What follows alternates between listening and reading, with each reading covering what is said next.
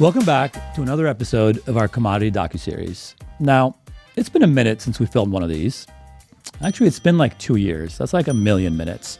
And a lot's happened since then. And we thought, what better way to get back on the saddle than to show you the opening of our New York City flagship store. So for those of you who hadn't seen our docuseries, we showed you how we bought a brand, how we received inventory, how we made a new fragrance. This time around, we're going to show you from the beginning to the end of how to open a store in New York City. Ready? Let's go.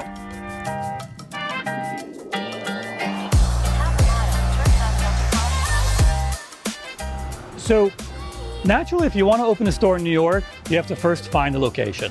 So today, I'm going to take you to some of our favorite places, show you what we liked and didn't like about each one, how much things cost, and ultimately what we ended up on.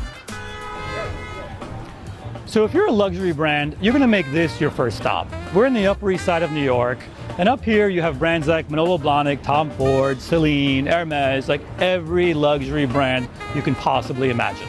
Now, for 1,000 square foot space, which is about what we're looking for, the rent is like $800 to $900 a square foot. That's $900,000 a year, about $80,000 a month. So besides not really fitting in up here, we definitely couldn't afford this place. The next stop on our hunt for a retail store was Meatpacking District. Now this area has stores like Vince, All Saints, Restoration Hardware, a much cooler vibe, and a lot closer to being on brand for commodity. The rents down here are a bit better than Upper East Side, so if the Upper East Side is like $80,000, down here you're looking at $500 a square foot. That's like $40,000 a month. So while the vibe is pretty cool for us, it's still out of our budget. After running around the city all day, we're now getting a little closer to our final destination. I'm here on Elizabeth Street, which is technically Soho, East Soho, or Nolito. And this area, it's about $20,000 to $25,000. More importantly than being a bit more affordable is that this street is now called Cent Row. So 10 years ago, a little brand called Atelier Cologne opened a store on Elizabeth Street. Now they probably did that because Central Soho was too expensive, but to be honest, that was the beginning of a 10-year span where other fragrance brands like Le Labo, Aesop, Malin & Goetz all flocked to Elizabeth Street.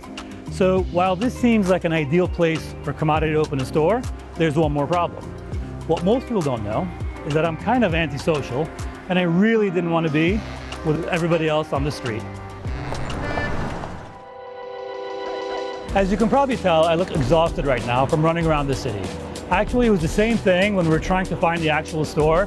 We were exhausted. And to be honest, I kind of gave up after going to Elizabeth Street, and I decided to go home.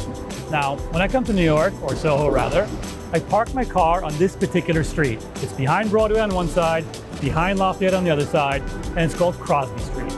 I came to my car, I open a door, I look to my left, and I see a for rent sign, and I knew this was going to be the store we would rent for commodity. Are you wondering how much this bad boy is? On the next episode, I'm going to tell you how much rent we're paying, how I designed the whole thing, and then how we opened the whole store. If you guys can guess how much the rent is, we're going to pick a winner and invite him to the opening event. 80 grand up there. So we're just a month. A month. For 1,000 square feet, like, I don't know, a little bit bigger than that. That ain't enough, my friend.